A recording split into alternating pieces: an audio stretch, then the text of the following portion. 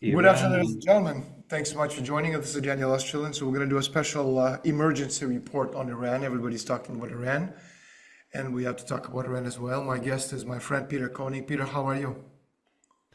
I'm fine. I'm fine. Thank you very much, despite the circumstances, and I hope you're fine too.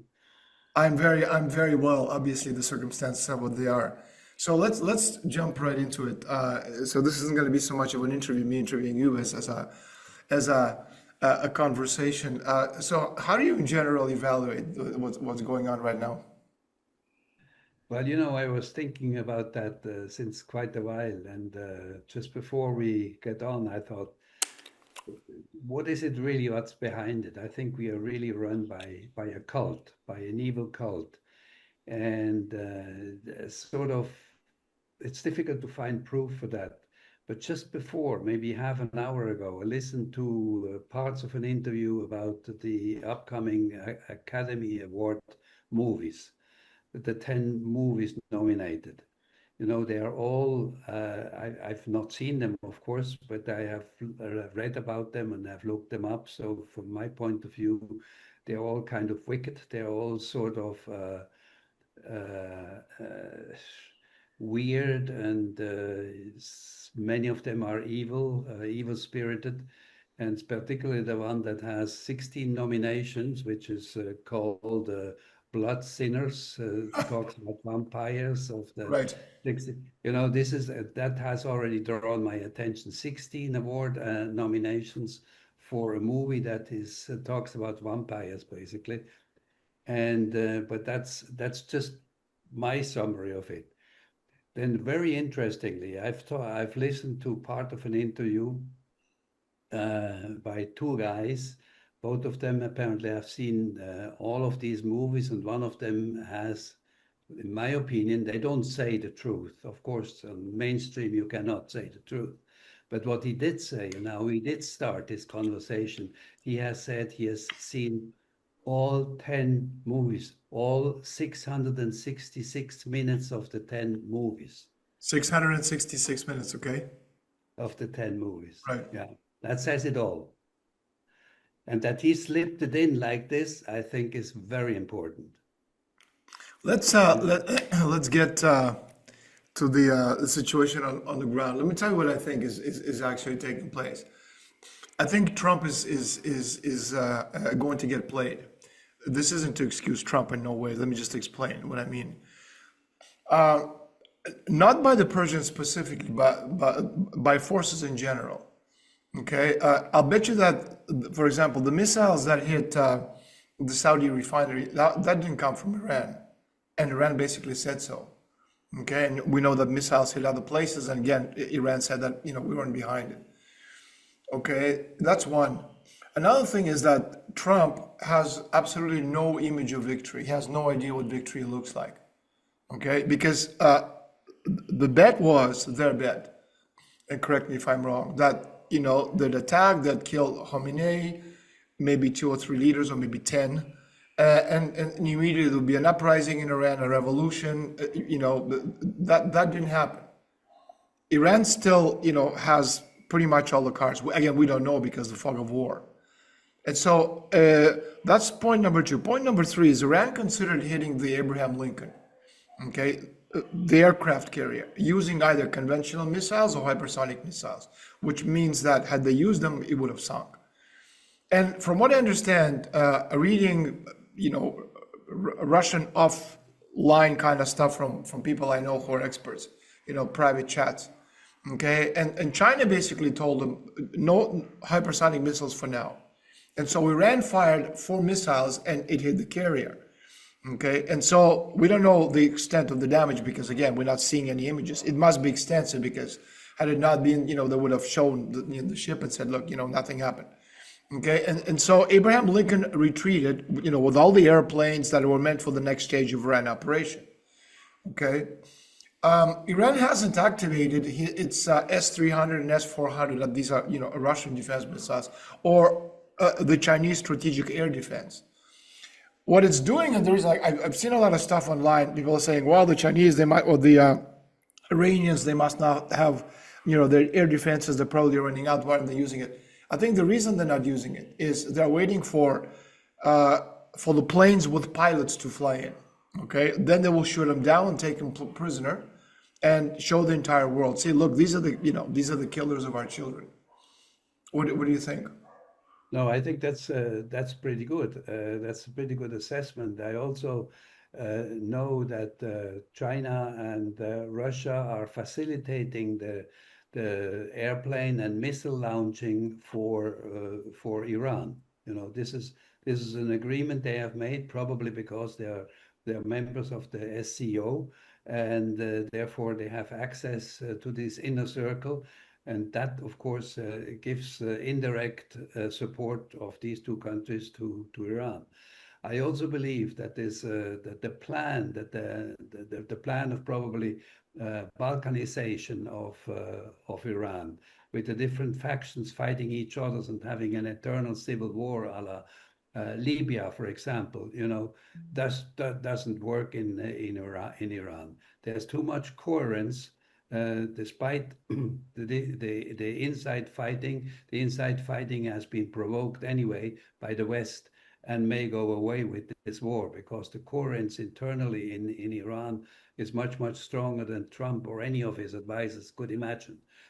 And so I think from that point of view, and also what I understand is similar to what you just said. They're waiting with the real weapons. They're sending missiles that some of them are blank, so that Israel wastes its air defense system, and that air defense system is very, very flawed. That we have seen and have heard about already on earlier It's occasions. amazing how totally unprepared.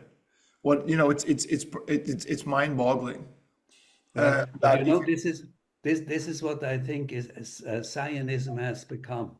They have become so exuberant. They have become so sure of themselves with Trump's military that they cannot think anymore of strategically. They don't know really what they can and cannot do. They just think they can do everything they want, and but that's not the way it works. but if you look again, if you look at the strategy of the United States, Israel, and Iran, United States has no strategy.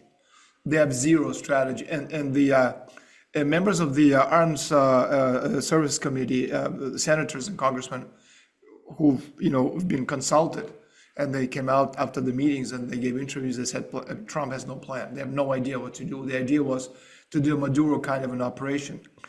Take these guys out, take out the leadership and take over the country. You're going to have everybody stand up. Remember what happened in the idea behind the Iraq operation.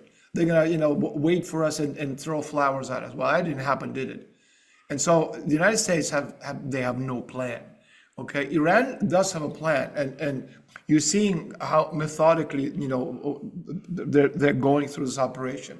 You have radar infrastructures are being destroyed. Logistical infrastructure around the Persian Gulf has been hit severely. They also struck a British radar system in Cyprus that monitored not only the Middle East, but also southern Russia and Ukraine, and obviously a lot more. So again, America has no victory image. Where exactly Israel would hit, like we saw the first few days, 2 or 3 days. There was tons of stuff on X, on Twitter. Okay, we saw images of just utter destruction. And needless to say, that Elon Musk, he fixed the algorithm, and now we're not seeing anything at all.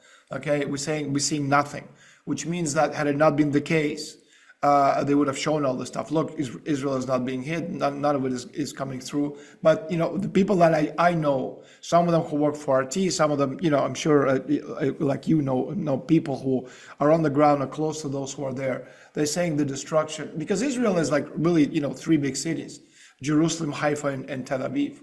And that's it. And then you have everything else.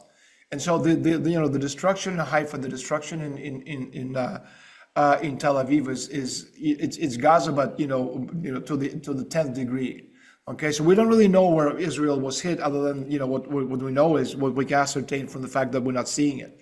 Okay, but there's a big difference, because unlike the 12-day war, which took place, when was it, in May or June? I can't remember. Okay, when absolutely everything was flying into Israel. Okay, and methodically, but not very effectively. The Chinese are involved now, so it's precision bombing. Now Iran is methodically knocking out American infrastructure in the region. That means Iran has a strategy.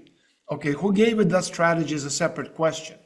Okay, I have a very strong reason to believe, and we can go into it later, that it's not so much China, it's actually London. Okay, and of course Trump has other problems, and one of his problems is the fact that 170 girls were killed. Okay, and Trump is saying publicly that it was an Israeli missile. Okay, and I think he's right.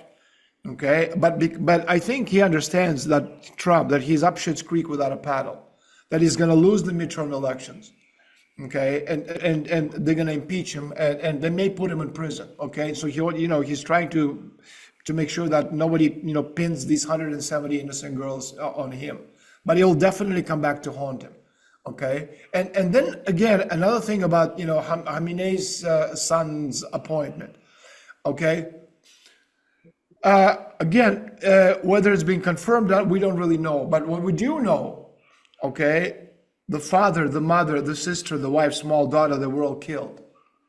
Okay, and that was done, as far as I'm concerned, for one purpose, so that he declares jihad. And he absolutely will declare jihad because that kind of hatred is now inside him. Okay, and of course the Qasir, this is they're not very religious. For as much as people like to think there's some religious fanatics, they're not. In fact, women, they're even allowed to wear skirts and and long hair. They don't need to put a scarf over their head. Okay, so these people are fanatics. They're not going to give in. There's like 200,000 of them, and this thing is going to get a lot worse. What do you think of that? Yes, let me just close the door and then come back.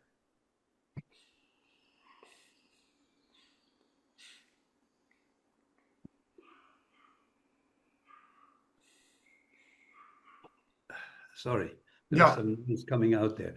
Yes, you said the 2 points that I would like to pick up. You mentioned London Yeah. as being behind it, and I fully agree with you. I will tell you something about that. And jihad. I think jihad is exactly that's what they wanted, and of which they think will result an eternal civil war that will balkanize the country. But let's start with London. The city of London, which is fully dominated, of course, by Zionism, by the chief Zionist. That's the New Jerusalem Global Project. Yeah. Yes, yes. And what will happen? What will happen eventually is that the dollar will lose value, and there will be a further recession. Assets will devaluate, so the financialization will go on. A financialization of the economy has already happened in the 80s.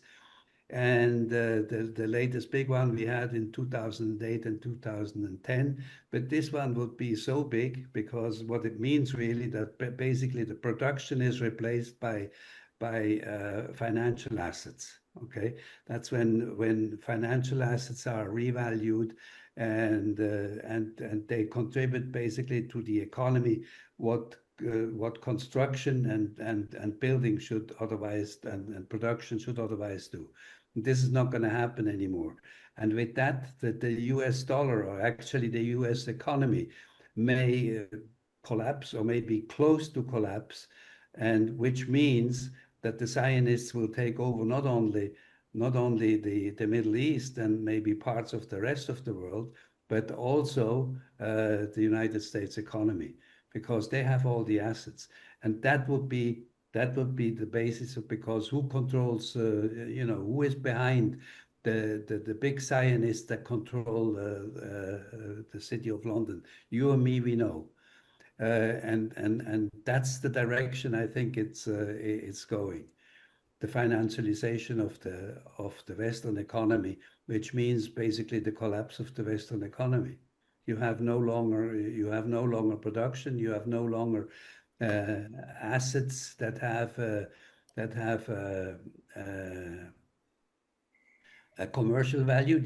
I mean, the assets, they're still there. They don't lose the value because the stock market sinks. They're still there, and they will be taken over as is at the fraction of a penny. That's what's behind it, and that means that we would be, the rest of the Western world, at least so far, will be in deep trouble. I pick up on the London thing. I think to understand what's happening today, we need to step back and look at how power in the Middle East has historically been organized. I talked about it in my book, In the Name of Allah. It never came out in English. In Spanish, it's called Fuera de Control. The region has never simply been about oil, okay, or about local rivals. It's been a strategic arena where financial systems compete for dominance. And so for most of the 19th and early 20th century, the Middle East was fundamentally within the orbit of the British Empire. And so Britain controlled key sea routes, colonial territories, protectorates across the region from Egypt to the Suez Canal or the Gulf monarchies. And more importantly, Britain controlled the financial infrastructure that organized global trade. And so London was the center of insurance, of shipping, finance, commodity trading. That means something very, very important. Energy flows were embedded inside a British-centered financial architecture. And so even after formal empire declined following World War II, Britain retained enormous informal influence. And so the Gulf monarchies remained tied to the British banking networks, maritime insurance. The British Empire hasn't died at all. Exactly.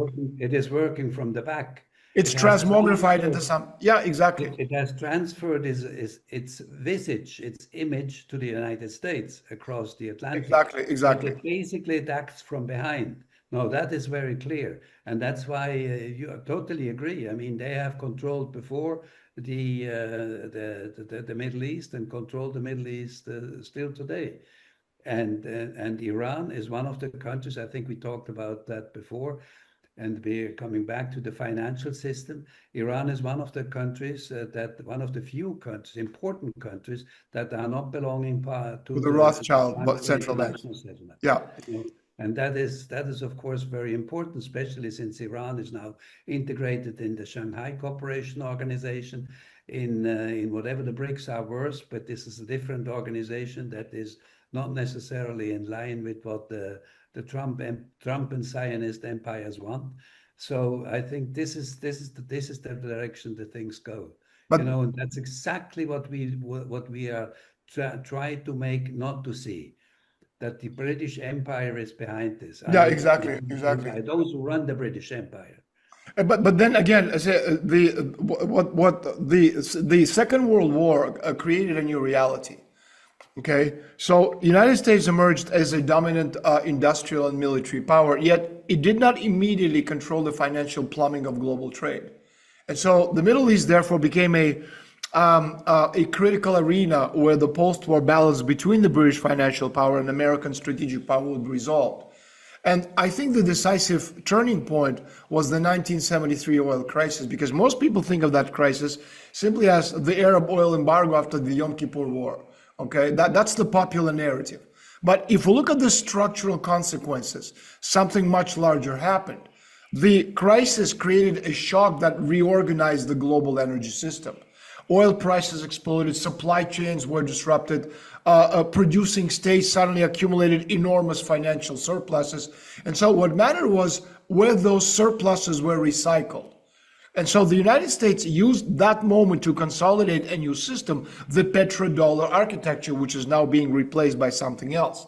And so oil began to be overwhelmingly priced and traded in dollars. The revenue from oil exports were recycled into the American financial markets, primarily American treasury bonds, American banking institutions.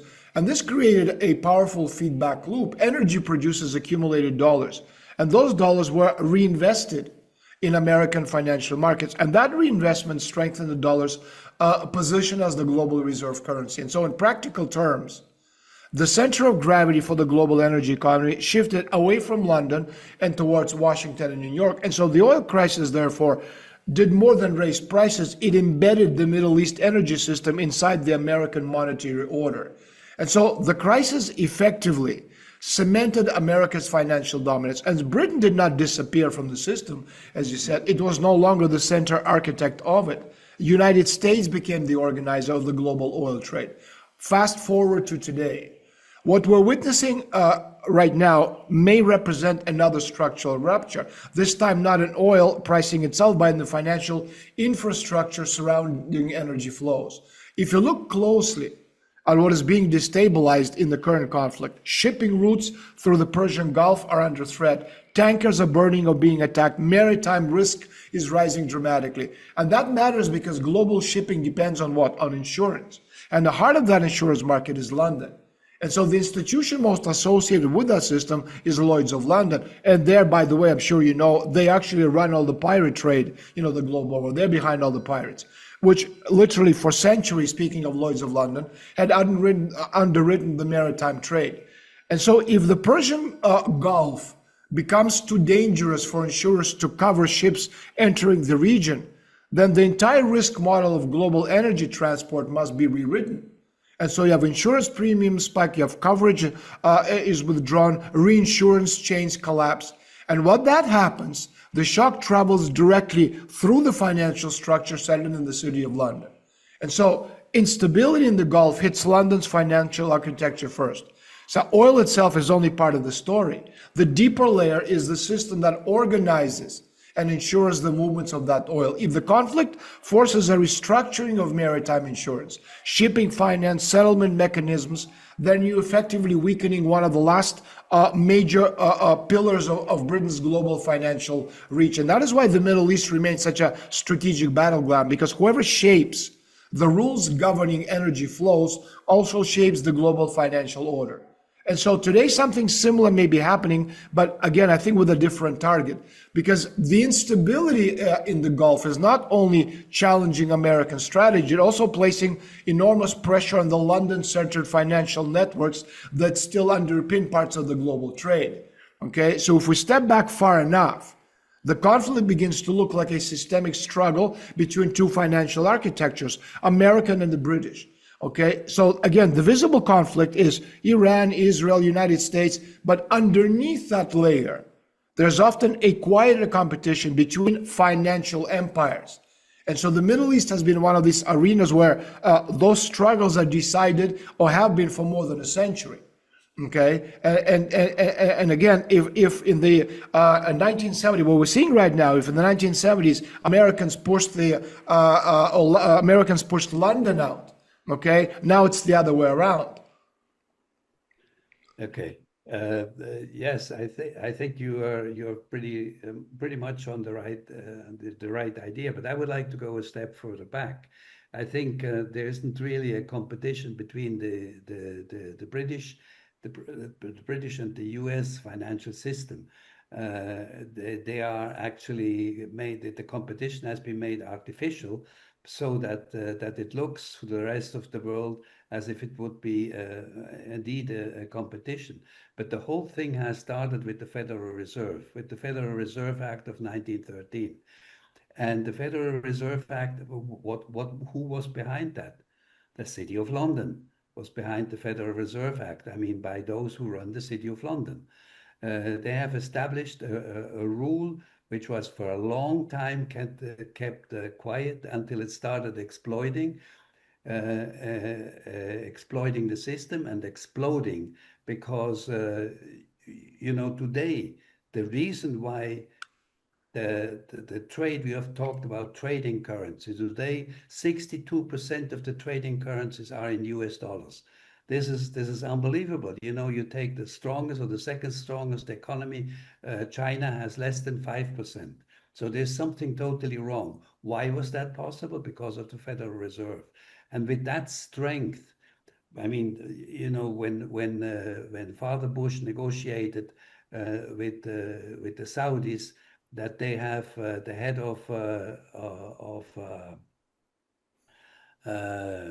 the oil cartel, Aramco. right? But they must deal only with US dollars. That allowed the US dollars to be printed endlessly. Right. And then and the other thing, when Nixon so-called abandoned the gold standard, that meant that automatically the dollar became the gold standard for reserves. That means everybody needed dollars. Again, it opened the door for printing unlimited dollars. Right. Even though they're worth nothing. I mean, they're backed by nothing, so they're worth nothing. Except if you take all the properties that the United States controls with them, all the oil, which one could technically, I think they haven't done that yet, but technically you could, then you could say, okay, well, we own the world's oil by Right. the fact that has to be traded. But this is already going to be abundant. I think when about 20 years ago, or a little bit more than 20 years ago, still 95% of all the trading of hydrocarbons was in US dollars. It has shrunk to about 60% today, or even less in some cases, because countries have started to getting out of it. Why have they dared so? Because China was one of the first countries, China and Russia, to get out of that system. And since they are big and they have had the courage to do so, some others have slowly followed, but not yet fully. But this is a trend which is continuing, and that's why they need now, as you said before, a new structure, a new financial structure which can avoid the next step, which would basically make the dollar sink into I think abundance. what we're seeing, Peter, right now is and now it's obvious. I mean, we have been talking about it for a long time. We're seeing the total destruction of the economic infrastructure of the Bretton Woods model.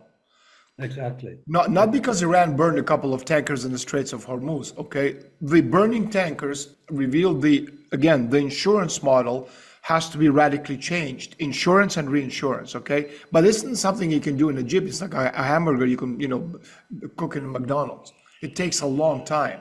Okay, tanker insurance into the Persian Gulf is canceled, and so they won't move except maybe Russian and Chinese tankers with independent systems. Though even China is probably tied to Lloyd's in one way or another. Okay, so you're looking at many months of inventing new models. And then marine insurance becomes much more expensive. Some routes are closed entirely because they become unfeasible. Others have fewer carriers. Okay, and then there's something else. The refining infrastructure is damaged. Okay, liquid natural gas processing and supply, they simply stop. India already shut nitrogen fertilizer production because it depends on gas energy. Russia says it won't sell gas to Europe. So if you have no nitrogen fertilizer for Europe, what does that mean? It means the economy is going to stop. And I'm not even talking about planes yet. I think this thing about airplanes. I think they're going to go back. But I don't know if it's going to take a week or 2 weeks, or whatever it takes. But you're going to see people again flying to Dubai if they have money.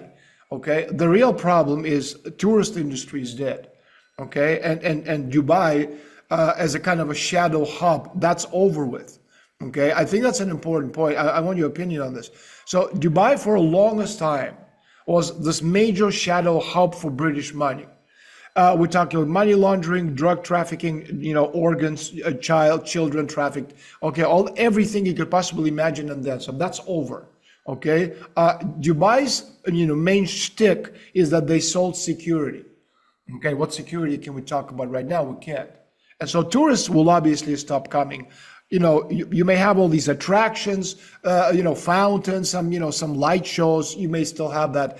Apartments, I saw online the other day, they were selling $2 million apartments, 1 bedroom or 2 bedroom, overseeing Burj or whatever the hell it is, for like literally half the price. There's no takers. Obviously, there's no takers. You're probably going to be able to buy these things for nothing, for 3, 5, 10 times cheaper. Okay, but who wants to be there? Who wants to buy imagine this, a $10 million apartment in the middle of, in ground zero. So as a financial hub, it's finished. Okay, that's done, over and done with. So where does the money go? That's a good question. Well, you're going to take it to Singapore, but is Singapore safer? No, I don't think so. Also, it's not as centric as Dubai.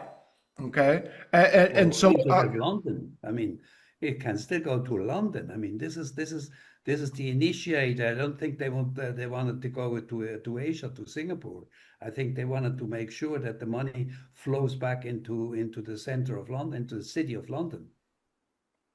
But do you see that feasible? Because again, behind all that stuff, if we really, get to the nitty gritty part, okay? America's enemy is not Iran or Russia or China or Al Qaeda. America's enemy is London, okay? And so the war is between the two models.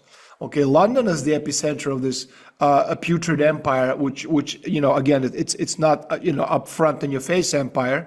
It's a much more covert empire against the United States, dismantling from within. So how do you see that working and playing itself out? Yes, exactly. I do see it pretty much the same way. The British Empire hasn't given up, and especially as long as you have the City of London, the City of London controls all the way. I would say it goes as far as controlling the Western financial system. So they basically can do with it what they want. And what is happening with this financialization of the Western economy, because if as Putin has already said, he's not going to deliver oil anymore or gas to Europe. I find other customers. Number one, of course, is China, because China would otherwise suffer from this war. But there are other takers for China for Russian gas. So the European economy is going to collapse even further. The U.S. economy is going to collapse because there's no production there.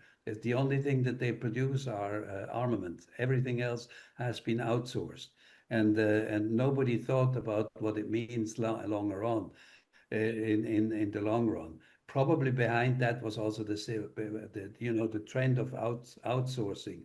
When this Washington consensus was conceived, that was basically the start, or already within the beginning of outsourcing the production system, which means that the American system was going to be financialized, meaning that there's no more production and all the assets are going to be put into banking, into financial instruments, as they have done. And financial instruments allows the gap between rich and poor to grow, so that the money can be sucked up from where it is produced, basically, because it's hard labor that produces values, to those that do nothing but that control the financial system. And this has happened in the United States with deregulation of banking. All directions came from the City of London. That I can guarantee you. I mean, I have some clues of that, because I was at the time in the midst of the World Bank when all of these things happened. So it is very clear for me that behind this structure is still the City of London. If you look at sort of a competition between the United States system, maybe they don't even know. I don't think Trump has an idea of what's going on, and I'm not Trump sure has absolutely no clue. I mean, his idea no, was, but I mean, Maduro I'm type of talking about operation. even his advisors, I think, don't know what they're talking about. And They have no, well, no, they really don't know what they're talking about. I mean, look at what's his name, the Secretary of War, Hackseth. How do you pronounce his name? Again, if you look at these people, let's talk about this. We're talking about religious fanaticism as a kind of a driver of escalation. Okay, so amid this growing escalation in the Middle East, you hear these increasingly loud voices are interpreting the conflict not as a geopolitical confrontation, but literally as a holy war foretold in ancient texts. And so in the United States, I'm not talking about Iran, I'm talking about the United States, rhetoric within some very high-level military and political circles is increasingly invoking Old Testament prophecies about Armageddon. Okay, again, this isn't some hearsay from Al Jazeera. Okay, this is we've seen this on all these high priests of American politics.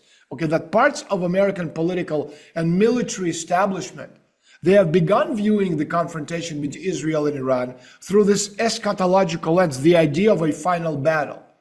And this trend appears to be reflected in the views of the current U.S. Secretary of Defense, Pete Hegseth, Okay, if you go back to his book, which was published in 2020, called American Crusade, he openly called for a holy war against Islam in defense of Israel, portraying Muslims as an existential threat to Christian civilization. And so experts know that this type of thinking has begun to penetrate parts of high-level military establishment as well. Now, according to, I read an article by this guy by the name of journalist Jonathan Larson, who works with the Military Religious Freedom Foundation. The organization regularly receives complaints from American service members. And so we're talking about thousands of complaints. Soldiers report that some commanders, they freely interpret what they call God's will in relation to current military operation. And one anonymous sergeant, it was in the news the other day, described a briefing where a commander allegedly stated that President Trump was anointed by Jesus to light the signal fire in Iran and trigger Armageddon. I have read that too. Okay, but the danger of such ideology, I mean, this is funny, except that we're dealing with a real situation that could very easily become a thermonuclear war, because the danger of such ideology may extend far beyond American military briefings. And so some people argue that it can manifest in violent acts on the ground, which they claim cannot be explained solely through conventional military logic. And one such example cited by commentators is reported killings of the relative of Ayatollah Khamenei, along with 165, which you mentioned in the beginning, girls at an Iranian school. And so those advancing this interpretation argue that the act was not simply intended to inflict damage, but may have meant symbolically to eradicate the bloodline of the Ayatollah.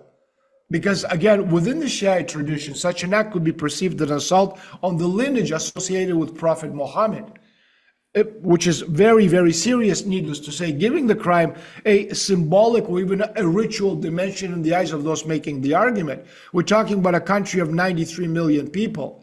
Okay, we're talking about Shiites across the entire world. And so the killing of women, for example, traditionally viewed as bearers of life and lineage, would therefore fall outside the logic of conventional military targeting. And that's what they are doing. That's what I'm coming back to the cult politics that we are living in, because they are killing the bearers of children. They have done that in Gaza. They are doing it in Iran. They are doing it all over. The Zionists are behind it. But what I wanted to say, maybe from a different angle, which we haven't talked about yet, I do not think it is coincidence that right now there is a sort of a semi-secret commission, a congressional commission investigating Trump's links to Epstein. With non-redacted files. I mean, the 3.5 million is apparently only a small portion of the real number. So this is going on, and some leaks have coming out of it. They say we don't know yet, but Trump's name has appeared at least 3,000 times, and so on. So I don't want to say that, I don't want to preempt what they are doing, but I think it's not a coincidence that this is happening at the same time. I think the same people who are behind the war are behind this investigation also, because if that eventually, and I don't know, if there eventually a link is established officially, then that would mean, some people say that he was really very badly involved in it.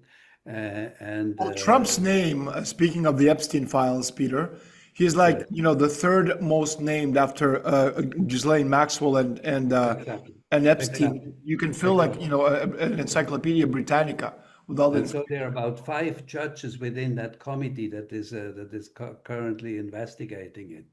If they are allowed to come out eventually with the truth, that would mean the end of Trump, I would believe. What would that mean then for the I'm going to, sorry to interrupt you. I'm going to tell you what it means. Like right now I saw this graph, they say like, the year 2026, January Maduro, February El Mencho, March Khamenei. And, it's like, so there's some Jew, Zionist Jew was like gleefully saying, so who is next? Well, I'm going to tell you, again, I have no proof. I'm not suggesting anything at all. Okay, this is just me thinking. I'm allowed to think out loud. Okay, I think, Trump the other day, he said, "Oh, if they kill me, if they Ayatollahs," you understand very well. Anyone, with three functioning brain cells understands that Iran has zero interest in killing Donald Trump. Russia has zero interest in killing Donald Trump. Yeah, exactly. What's it called? China has zero interest in killing Donald Trump. Now, I wouldn't pass the Zionists, okay, that the next victim very well may be Donald Trump. Okay, again, Trump didn't want this war, not because he's a good guy, he's a peacenik, not at all. Okay, but he understood, I think, to a point what he was getting himself into. Okay, and all this stuff that they're saying right now, coming out of the media, controlled by the Zionists in the United States, that 50,000 new documents are unredacted about to be released. This is a warning to Trump. Okay, this isn't like, we're going to appease the people so because we all want the truth. No, this is a warning to Trump. Trump didn't want to get into this. Okay, America's military wanted no part of this at all. Trump was dragged, literally dragged. Okay, and the next day, once it started and you realized this wasn't a Maduro-like op, remember when they said, like, Americans had this magic weapon? Well, the magic weapon, has a name. It's called the US dollar. Okay, and this magic weapon, for some strange reason, is not working in Iran. Yeah, exactly. Okay, and so the next day, like literally after they got their ass kicked, the first 10 out, not even a day, Trump immediately said he wanted to negotiate. Iran told him to go to hell. And so Trump came out the next day and said, well, actually, it's Iran who wanted to negotiate. We're not going to do this. Okay, there was this information that, again, Trump approached for the third time Iran with a proposal to stop. And then came the 165 or so many girls story. Okay, and so first there was a leak that Trump offered a ceasefire. Next day, again, Trump said that it was Iran that made the offer. Okay, that was the objective, to legalize the narrative. And then Iran publicly said no. And I think from the start, the situation was arranged so that Iran would say no.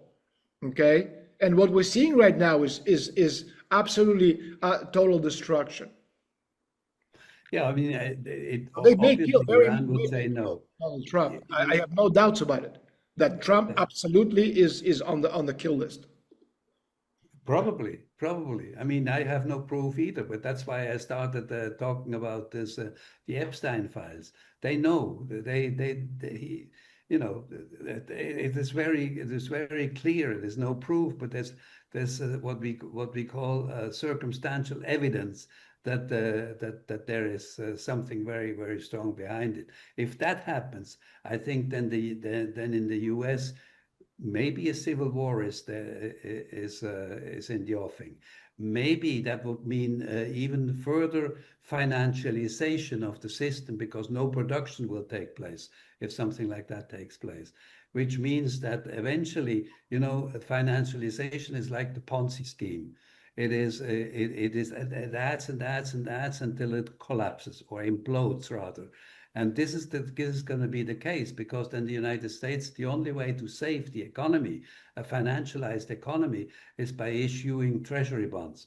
And who will buy the treasury bonds? Nobody, unless they have an interest high enough. And the interest would be so high that even the banking system couldn't bear it anymore.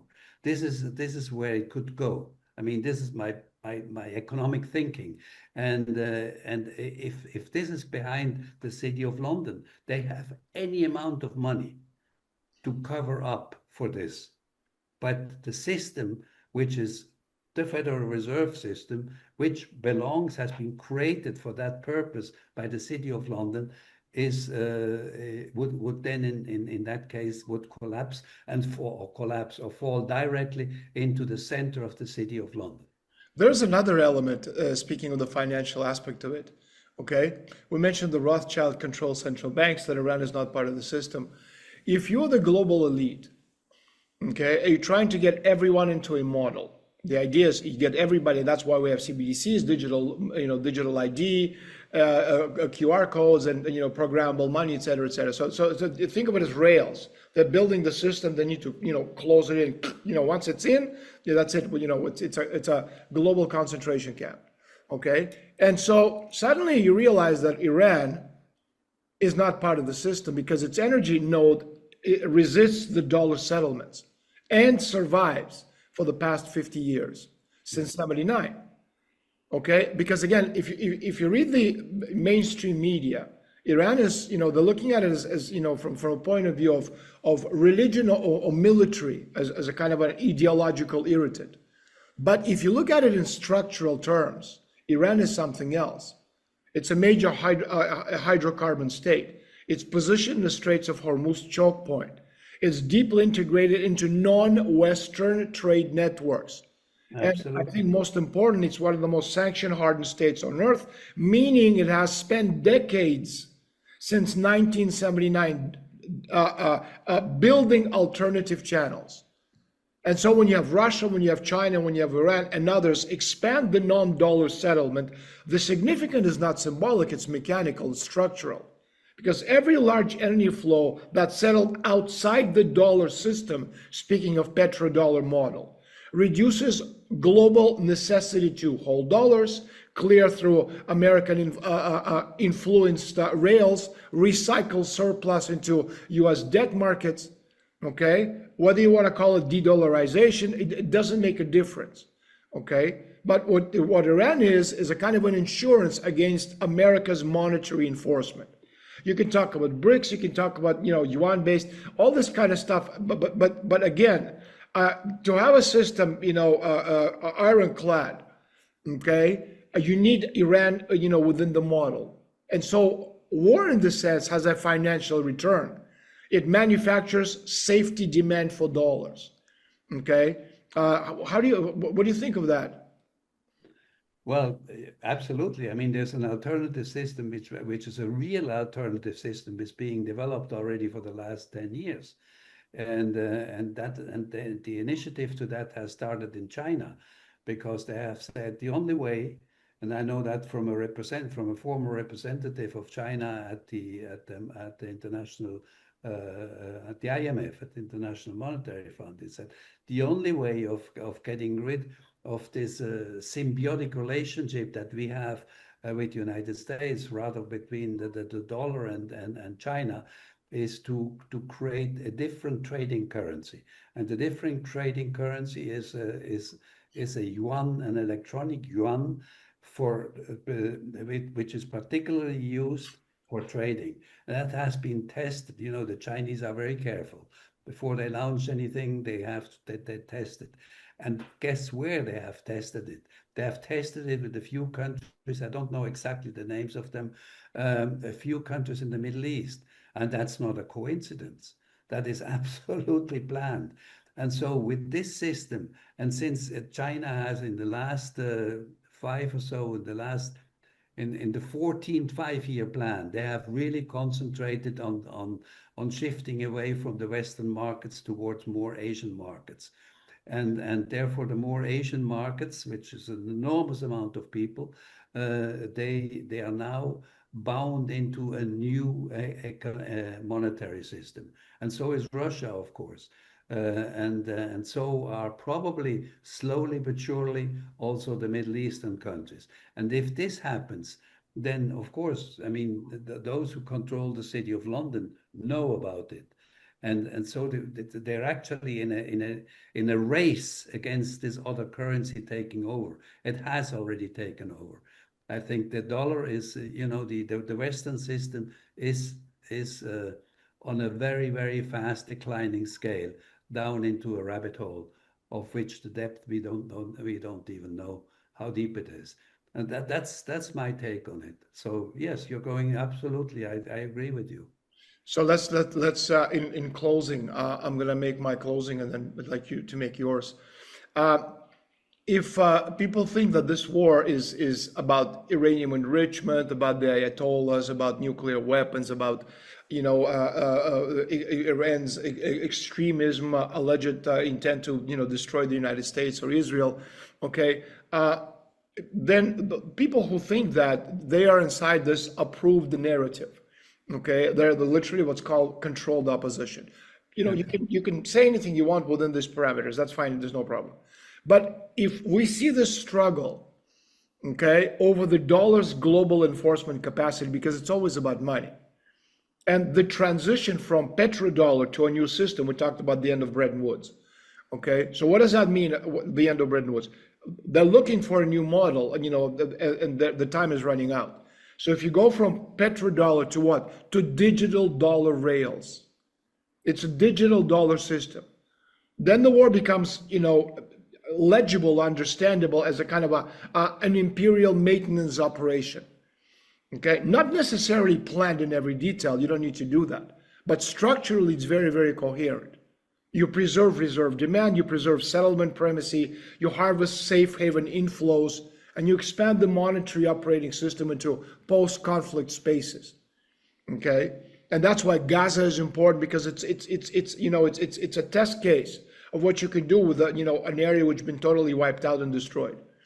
Okay, people are much obviously more willing to go along with certain restrictions, programmable money, for example, based on your, how you behave. If you listen to, Daniel Estulin and Peter Koenig, well, obviously your money is not going to be programmable for too long. You have one day to spend it over a very short radius of space, et cetera, et cetera. So this is where we're at. So people, again, don't lose sight of the big picture.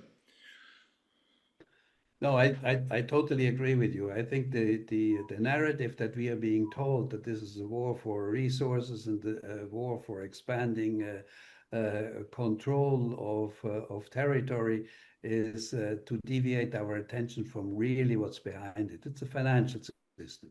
It's the Western financial system which risks to be collapsed by itself, basically by its Ponzi buildup.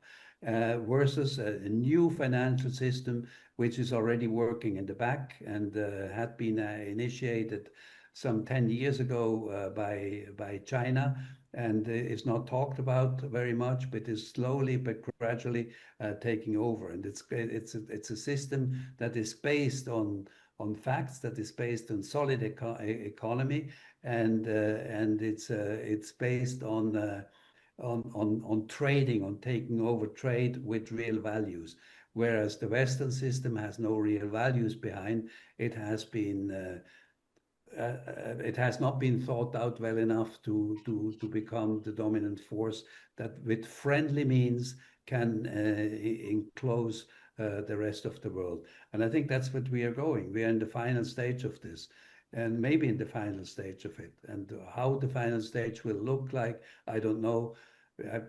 We can guess, but what I think very clearly is that the West has had its chance, and now the future is in the East because of this financial system which the world still runs after. We need some kind of money to survive, and therefore the dollar has gone, and the Western dollar system is down the drain, and will be replaced by a new one. And Let's do this. Maybe let's do this again. Based in Asia. Let's do this again maybe next week.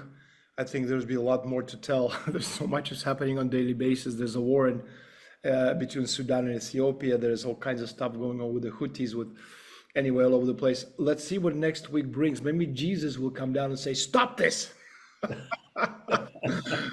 or maybe he won't. Thanks a lot, Peter. Let's meet next week again. That's fine. Absolutely. Yeah, I think people need to see this and get some clearance into what's going on. Thanks so much for joining us. Take care. Thank you very much, Daniel. Bye. Thanks as always.